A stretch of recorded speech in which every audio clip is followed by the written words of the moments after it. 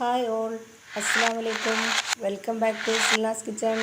ഇന്നത്തെ recipe soya വെച്ചിട്ട് നല്ല ടേസ്റ്റി ആയിട്ടുള്ള ഒരു അടിപൊളി വെറൈറ്റി ബ്രേക്ക്ഫാസ്റ്റിൻ്റെ റെസിപ്പിയാണ്. അപ്പോൾ നമുക്ക് ഈ ഒരു സോയ വെച്ചിട്ട് നല്ല ടേസ്റ്റി ആയിട്ടുള്ള ഒരു വെറൈറ്റി സോയ ചപ്പാത്തി തയ്യാറാക്കിയെടുക്കാം. നല്ല ടേസ്റ്റാണ് ഇത് കഴിക്കാനായിട്ട്. ഈ ഒരു രീതിയിൽ നമ്മൾ തയ്യാറാക്കി എടുക്കുകയാണെന്നുണ്ടെങ്കിൽ പ്രത്യേകിച്ച് കറികളുടെ ഒന്നും ആവശ്യമില്ല. ഇനി കറികളുടെ കൂടെ തന്നെ കഴിക്കണമെന്നുള്ളവർക്ക് ഏത് കറിയും ചേരും. ആ ഒരു രീതിയിലാണ് നമ്മളിത് തയ്യാറാക്കിയെടുക്കുന്നത്. അപ്പോൾ ഞാനിവിടെ ഈ ഒരു സോയ എടുത്തിട്ടുള്ളത് 250 ml കപ്പിൻ്റെ അളവിൽ 2 കപ്പ് സോയ അതുപോലെ ഒരു പാത്രത്തിലേക്ക് ഇട്ട് വെച്ചിട്ടുണ്ട്. എന്നിട്ട് ഇതിലേക്ക് കുറച്ച് വെള്ളം ഒഴിച്ചു വെച്ചതിന് ശേഷം അതൊന്ന് കുതിരാനായിട്ട് വെച്ചിട്ടുണ്ട്. അങ്ങനെ ഇത് കുതിരാനായിട്ട് വെച്ചിരുന്നതിന് ശേഷം ഒരു 2 മണിക്കൂർ കഴിഞ്ഞെടുക്കുമ്പോഴത്തേക്ക് ഇതുപോലെ നന്നായിട്ട് കുതിർന്ന് കിട്ടും. അങ്ങനെ സോയ ഇതുപോലെ കുതിർന്ന് കിട്ടിയതിന് ശേഷം നമുക്കിത് നന്നായിട്ടൊന്ന് കഴുകിയെടുക്കണം. അങ്ങനെ 3-4 പ്രാവശ്യം കഴുകിയെടുത്തതിന് ശേഷം ആ ഒരു വെള്ളം കൂടെ ഇതിൽ നിന്ന് നന്നായിട്ട് പിഴിഞ്ഞ് ഇതുപോലെ വേറൊരു പാത്രത്തിലേക്ക് മാറ്റണം. ഒട്ടും തന്നെ വെള്ളത്തിൻ്റെ അംശമില്ലാതെ നമുക്കിതുപോലെ പിഴിഞ്ഞ് വേറൊരു പാത്രത്തിലേക്ക് മാറ്റാവുന്നതാണ്. നമ്മുടെ ഈ ഒരു വീഡിയോസ് കണ്ടുകൊണ്ടിരിക്കുമ്പോൾ തന്നെ സിൽനാസ് കിച്ചൺ ചാനൽ ആദ്യമായിട്ട് കാണുന്നവരും ഇതുവരെയും കണ്ട് സബ്സ്ക്രൈബ് ചെയ്യാത്തവരും പ്ലീസ് ഒന്ന് സബ്സ്ക്രൈബ് ചെയ്തേക്കണേ. ഒപ്പം തന്നെ നിങ്ങൾക്ക് ഈ വീഡിയോ ഇഷ്ടപ്പെടുകയാണെങ്കിൽ ഒരു ലൈക്ക് ചെയ്യാനും മറക്കരുത്. അപ്പോൾ ഞാനിവിടെ ഈ ഒരു സോയ നന്നായിട്ട് പിഴിഞ്ഞെടുത്തിട്ട് വെള്ളമെല്ലാം മാറ്റിയിട്ടുണ്ട്. ഇപ്പം ഞാനിതാ ഇതിൽ നിന്ന് ഒരെണ്ണം എടുത്തിട്ട് കാണിച്ചു തരാം. ഇതുപോലെ വെള്ളത്തിൻ്റെ അംശം ഒട്ടും തന്നെ ഇറ്റ് വീഴാത്ത രീതിയിൽ നമ്മൾ പിഴിഞ്ഞ് മാറ്റിയിരിക്കണം. എന്നാലേ ഈ ഒരു റെസിപ്പി ചെയ്തെടുക്കുമ്പോൾ നന്നായിട്ട് പെർഫെക്റ്റ് ആയിട്ട് കിട്ടുള്ളൂ.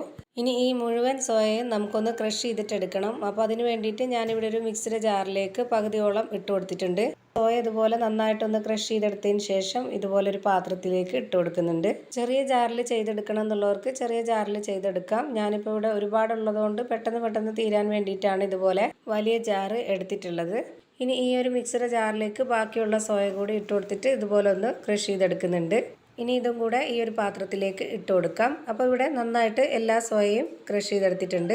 ഇനി ഇത് മാറ്റി വെച്ചേക്കാം. അടുത്തതായി ഒരു പാത്രത്തിലേക്ക് 250 ml കപ്പിൻ്റെ അളവിൽ 2 കപ്പ് മൈദയാണ് ഇട്ട് കൊടുക്കുന്നത്. ഗോതമ്പ് പൊടിയിൽ ചെയ്തിട്ടെടുക്കണം എന്നുള്ളവർക്ക് അങ്ങനെയും ചെയ്തിട്ടെടുക്കാം. മൈദപ്പൊടിയിലാണ് കുറച്ചുകൂടി ടേസ്റ്റി ആയിട്ട് തോന്നിയിട്ടുള്ളത്. അതുകൊണ്ടാണ് മൈദപ്പൊടി എടുത്തിട്ടുള്ളത്. ഇതുപോലെ ഓരോ കപ്പ് മാവും നിറച്ചിട്ടാണ് എടുത്തിട്ടുള്ളത്. അതുപോലെ തന്നെ എടുക്കാൻ നോക്കുക. ഇനി ഇതുപോലെ ചെറിയൊരു സ്പൂൺ അളവിൽ 1 സ്പൂൺ കുരുമുളക് പൊടിയും 1/4 സ്പൂൺ ഗരം മസാലപ്പൊടിയും കുറച്ച് കറിവേപ്പിലയും ഞാനിതിലേക്ക് ഇട്ട് കൊടുത്തിട്ടുണ്ട്. കറിവേപ്പില കട്ട് ചെയ്തിട്ടാണ് ഇട്ട് കൊടുത്തിട്ടുള്ളത്.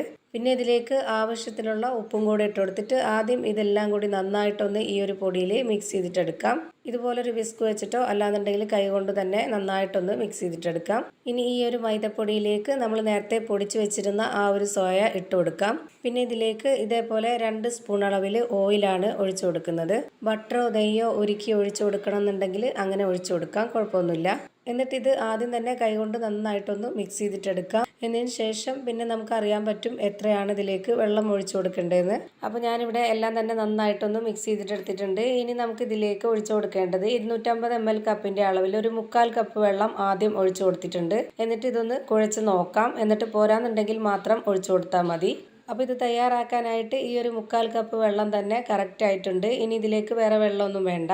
ഇങ്ങനെ മാവൊന്ന് കുഴച്ചെടുത്തതിന് ശേഷം ഇനി നമ്മുടെ കയ്യിലേക്ക് കുറച്ച് ഓയിലോ നെയ്യോ അല്ലാന്നുണ്ടെങ്കിൽ ബട്ടർ ഉരുക്കിയതോ എന്തെങ്കിലും ഒന്ന് സ്പ്രെഡാക്കിയതിന് ശേഷം നമുക്ക് എത്ര വലിപ്പത്തിലുള്ള ചപ്പാത്തിയാണോ തയ്യാറാക്കി എടുക്കേണ്ടത് ആ ഒരു വലിപ്പത്തിൽ നമ്മൾ ഇതുപോലെ മാവൊന്ന് ഉരുട്ടിയിട്ടെടുക്കുക. അപ്പോൾ ഞാനിവിടെ ഇത്രയും വലിപ്പത്തിലാണ് ഈ ഒരു മാവ് എടുത്തിട്ടുള്ളത്. ഇനി നമുക്കിത് പരത്തിയെടുക്കാൻ വളരെ എളുപ്പമാണ്. ഞാൻ ഇതുപോലെ ഒരു തട്ടിലാണ് കുറച്ച് ഓയിൽ ഒഴിച്ചു കൊടുത്തതിന് ശേഷം കൈകൊണ്ട് തന്നെ ഈ ഒരു രീതിയിലൊന്ന് പരത്തി കൊടുക്കുകയാണ് ചെയ്യുന്നത്.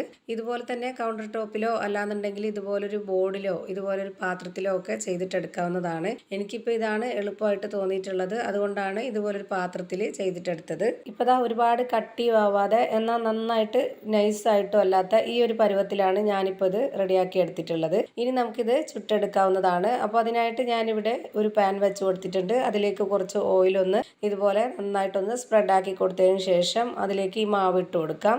പാൻ നന്നായി ചൂടായതിനു ശേഷം ഈ മാവ് ഇട്ട് കൊടുത്തിട്ടൊന്ന് മീഡിയം ഫ്ലെയിമിൽ ഇട്ട് കൊടുക്കണം. എന്നിട്ട് ആ ഒരു ഫ്ലെയിമിൽ തന്നെ വെച്ചിരുന്നിട്ട് വേണം നമ്മളിത് വേവിച്ചെടുക്കാനായിട്ട്. പിന്നെ ഇതിന് മുകളിലേക്ക് കൂടി കുറച്ച് ഓയിലൊന്ന് സ്പ്രെഡാക്കി കൊടുത്തതിന് ശേഷം ഇതൊന്ന് തിരിച്ചിട്ട് കൊടുക്കാം. ഇപ്പോൾ ഇതിൻ്റെ ഒരു സൈഡ് നന്നായിട്ട് വെന്ത് കിട്ടിയിട്ടുണ്ട്. ഇനി ഈ ഒരു ഭാഗം കൂടി നല്ല പോലെ ഒന്ന് വെന്ത് കിട്ടട്ടെ.